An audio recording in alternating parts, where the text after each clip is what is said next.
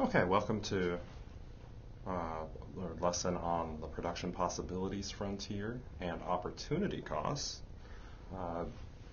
This is a kind of a two-part lesson. They're pretty intertwined, the idea of the PPF and opportunity costs. They're very related. We start this lesson with a video.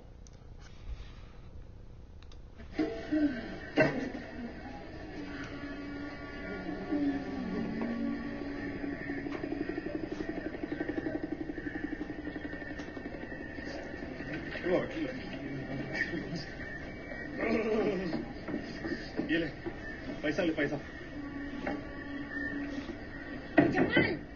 जल्दी से बाहर निकल प्रकाश को जाना है अभी पूरी खत्म नहीं हुई ए टाइम पास बंद कर यार बहुत अर्जेंट है यार शेर मार रही है इस पे कोई टाइम लिमिट थोड़ी ना होता है लेंडी मेरी बॉर्डर पे आ गई है भाई जल्दी कर कस्टमर बाहर खड़ा हो तो सब टाइम लिमिट होता है जमाल पैसा दे मेरा चल पैसा दे साला लेंडी हट साला तूने तो मेरे भाटे की बात लगा डाली अमिताभ का हेलीकॉप्टर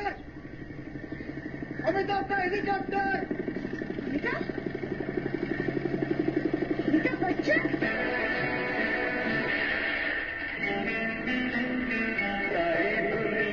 जिसकी टांग उसका sir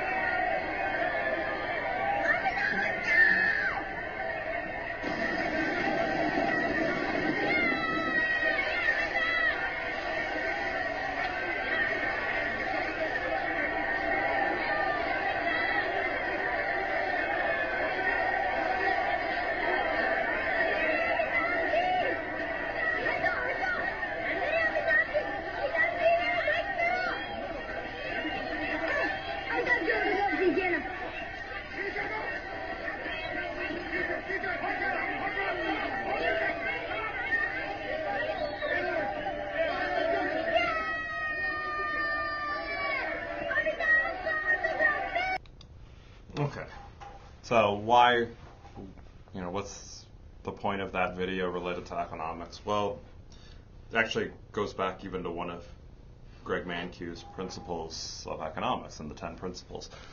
The cost of something it's not just in monetary terms, it's whatever you give up. Clearly, there was no monetary cost to obtaining that autograph, but there was an enormous cost as he had to, decide does he jump into the pile of excrement in the outhouse in order to try to get this autograph or not. So the cost of the autograph is getting completely filthy, or the cost of not getting the autograph, the cost of staying clean is not obtaining the autograph. Relates very much to opportunity cost. This opportunity cost is not simply what you expend in terms of money. So, key economic problem. Within economics, wants are limited, right? Everybody wants more, and essentially an unlimited number of wants. Even somebody like Bill Gates wants more. Now, Bill Gates may not want more for himself, but Bill Gates has been spending billions of dollars trying to improve the world, improve lives for other people.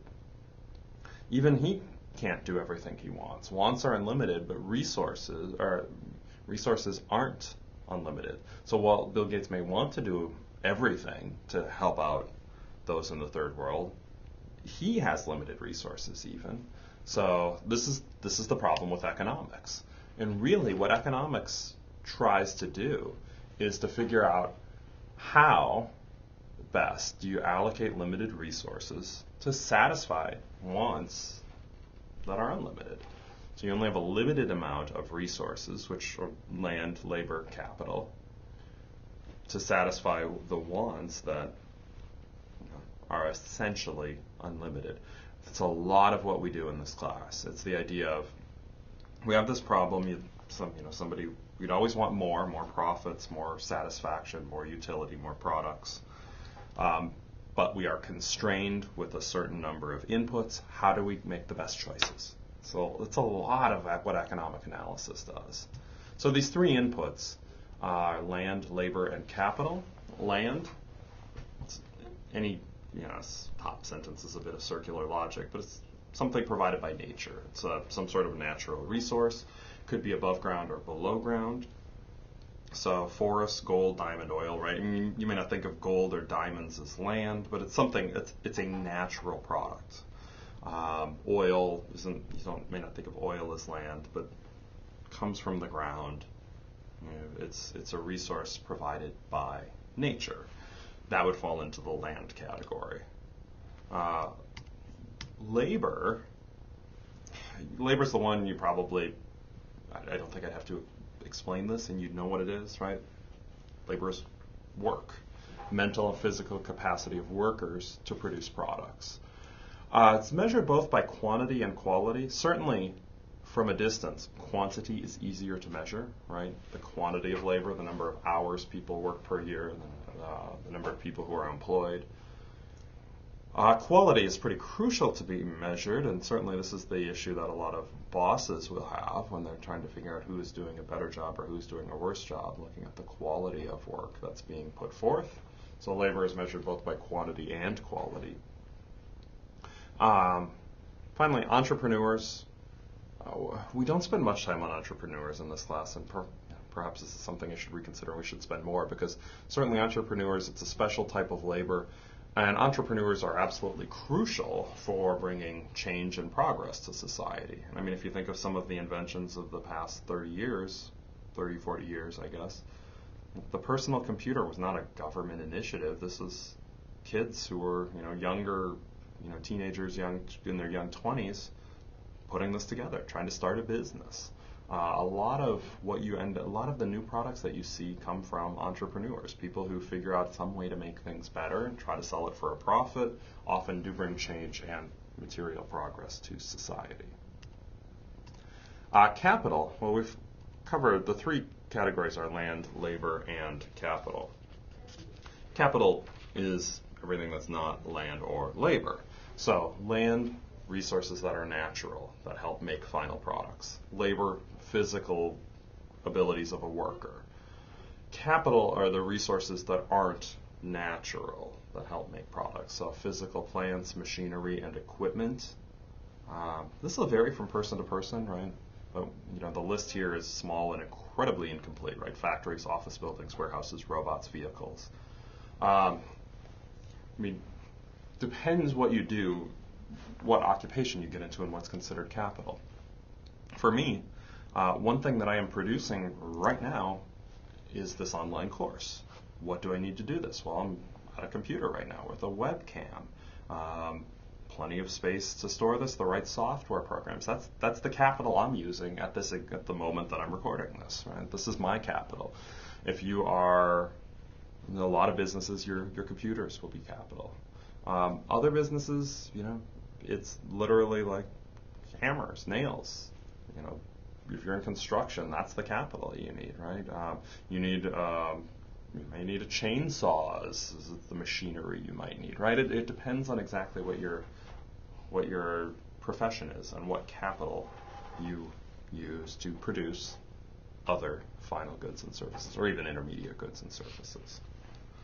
So these resources aren't unlimited. So because of that, you're not going to get as much as you want, right? You don't have a limited amount of land, labor, and capital. You can't have as many you won't have as many resources, which means you don't have as many final output you can't get as much output as you would like. So there's a limited set of choices and discussions on how to best allocate resources, or decisions, and that is where some of the economics comes in. What are the best decisions on how we allocate these limited resources?